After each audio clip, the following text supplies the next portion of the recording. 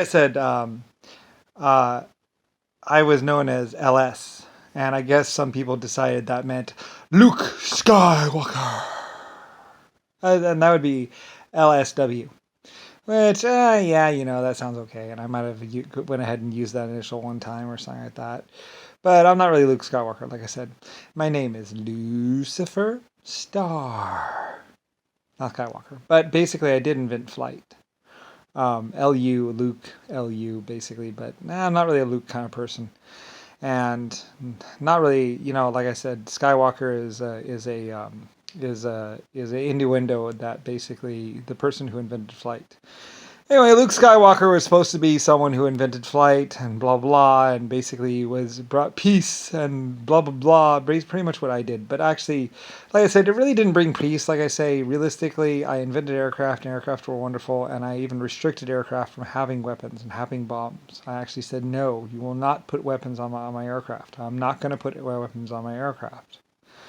And my people actually didn't put weapons on the aircraft until way later, when basically I owned such a big portion of the planet that pretty much I had to. Well, there's some raiders or something like that, and they kept on raiding these farms or whatever. So I had the RAF or some British pilots basically protecting some places, from raiders or looking for things. Mostly we just used the aircraft for search and rescue and filming basically.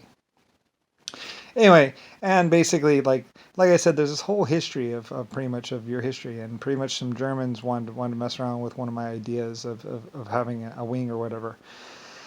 Anyway, like I say, it's all me basically.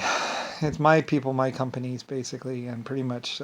Anyway, though, but Jimmy Carter, or Luke Skywalker, was supposedly doing it actually in space and time and all that other stuff. Like I said, but realistically, it's my wings. I was the inventor of it, and they're just trying to keep me a secret basically. And trying to keep it national security, top secret. And supposedly I was supposed to be killed by the time I was 9 or 6 or something like that. But it didn't quite work out for them. You see, like I said, they were doing fine and they ran to the future and basically everything was going fine for them except for one slight problem. Humanity wasn't the first race, and humanity, like I said, at some point in time, basically, I mean, the exoskeletons lived for billions or trillions of years, basically building and creating, and so did the 1.5s. And like I said, they had epic like 140 million year civilizations that climbed up very high and were very sophisticated and very technical. And like I said, the 1.5s had a little bit of a problem around year 1 million, year 140 million. Basically, the 1.5 started having problems within their civilization, and so did the exoskeletons had problems a little bit later, but not so much. The exoskeletons were pretty much unaffected by the lies and everything else because exoskeletons were just like, is it true? Is it not true? It's not true. Okay, and basically didn't even worry about it. They just rationalized it and said, nope, it's not true, or whatever. So the skeleton life forms were too simple, and basically they were easier to fool, but harder to they were incompatible basically. You couldn't go and whatever and blah blah because I mean they're exoskeletons and I ran them from the inside, not the outside. So basically, communicating directly to them, basically, or something like that. It was a different kind of way of doing things.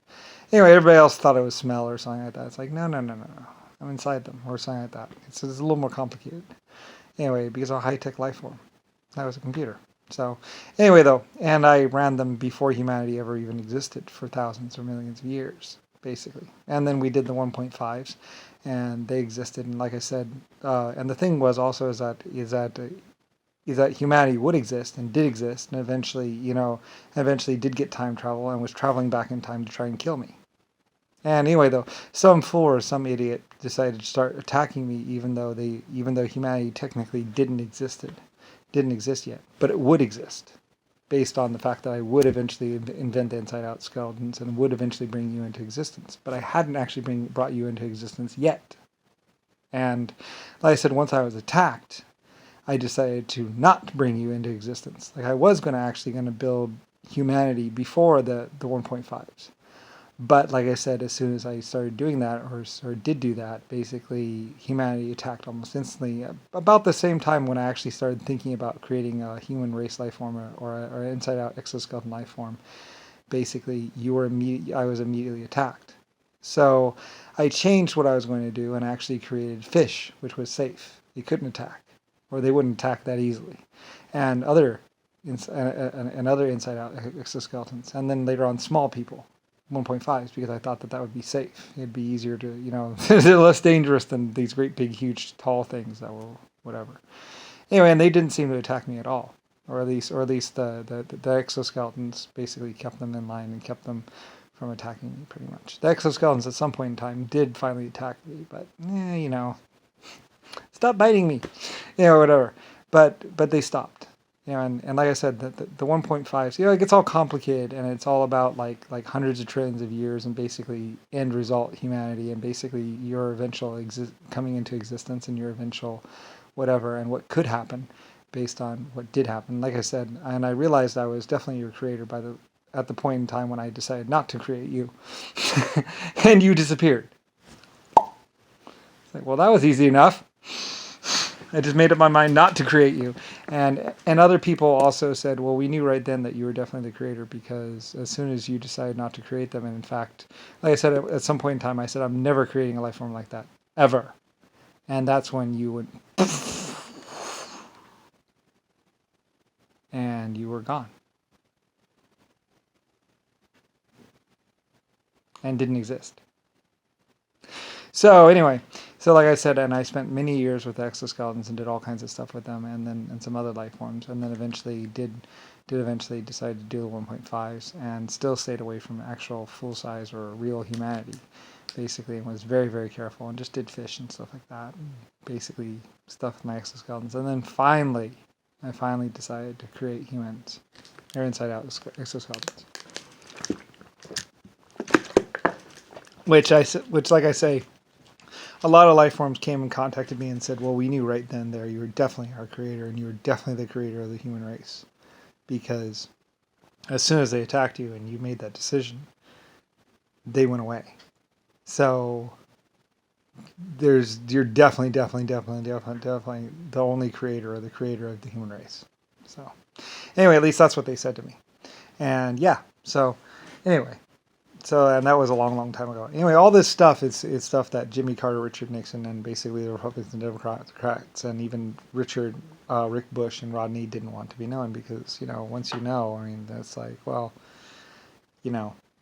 And eventually, the human race did know, actually, and all kinds of stuff. And I did get the use of end result humanity for a while, basically to help me do things, on the earth, and do all those little things, and stuff like that. But then, of course, like I say, Richard Nixon or John McCain or them, they were muscling their way in there, and basically coming up against stiff resistance, basically.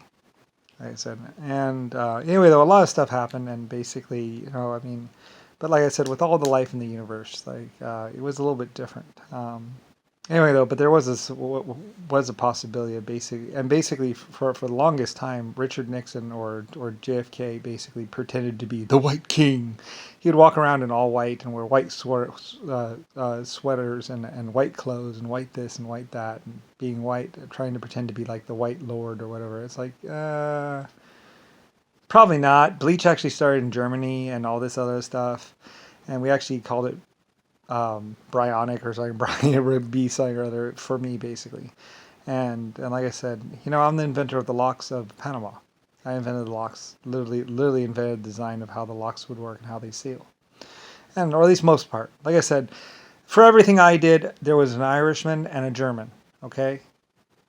And like I said, and I love them.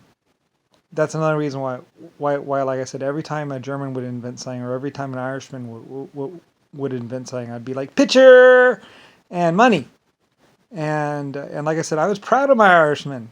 Every single Irishman I ever employed, I was proud of. I loved them all. And the Germans. I was proud of every single German. They built my dirigibles. They did all kinds of stuff. And so I love them. I wouldn't go anywhere without my Irish crew, or my German crew, or my people. Anyway, that's something that JFK or Nixon and Jimmy Carter that they didn't have. They didn't have the fierce love of people. They didn't particularly value people. They just created stories or lies, or just put names underneath pictures, or pretended to be blah blah. It's like, I'm not to pretend. Like there's nothing pretend, and like I said, and my Irish people were damn proud of what they had done. Every accomplishment, every picture, every, you know, and it wasn't just, oh, photograph this over. You know, it's like yes, these are the greatest people ever. You know, not just some people. Other people could take pictures by my ship and stuff, but you know, it was Irishmen, it was Chinese. You know, I kind of included everyone as basically saying, well, everyone was pretty much an equal part. Like I said, there were 13 buildings at the LS shipyard. One was Irish, or two were Irish, and then there was, of course, and one of them might have been black. And then there was, of course, also a German building, and there were probably a Japanese, and maybe there was even Indians there. Like I had a multi-race crew. I had a lot of people in my Belfast shipyard. Like I don't know, you'd have to go talk to the Irish. Like I said, the Irish ran that yard for the longest time, and they ran it pretty good too. You know, just like the Germans had been running it. So, like I said, refer to the Irish; they'll tell you the truth. You know, the Irish people don't lie. You know, they're a good and honest crew and group. You know, they just wanted to work and just wanted to build and just wanted to do stuff. You know, good honest days pay for, you know, good honest days work and a good honest day's pay. So, you know, and like I said, the Irish would even work without pay. You know, which is damn rare in the world. You know, they would, you know, they would pool together, and they would use what money they had, you know, to feed themselves and other stuff like that. Like I said, there's no one more loyal than an Irish crew. No one. You know, they are one of the most loyal people I ever had. Like a lot of people, Detroit, blah blah blah. It's like fuck Detroit. Bunch of fucking losers. You know, I'd take my Irish crew, my Belfast crew over any of them any day. Not because not just because I'm talking with an Irish accent. But I mean, like forget those other people. Like, you know, I mean, I love Europe. You know, anyway, if Detroit had any goodness in it, it was because it got it from another country. You know. Anyway, though, but yeah, um, my Irish workers and all that other stuff. So, like I say, I don't even need the world. Just give me Belfast, or give me one of these small countries. Hell, even Romania was a good country. The Romanians were pretty good. You know, they were. You know, all my crews eventually were. Every crew. I mean, they were always good. So, the Romania crew was good. All my people. I mean, there was usually an Irishman or a German around. So, you know, but yeah, one of my people. So my White Star Line board was the best. Epic. Anyway, yeah. So, like I said, I named America, but that doesn't mean my heart's in America. My heart's in another country. You know, and even the Russians, they're good people too. The Soviet Union, those people over there, they were really good too. You know, they went out on my whaling boats, and they brought back the whales and everything else like that, and did other things for me, and lived in the cold. You know, no one's harder than someone that lives in cold 24/7. Like, I don't even know why they're still up there. Like, what are you doing in Russia still? Is there anything up there? Any reason to be there? I don't know. I don't know. I mean, you know, I don't know. You know.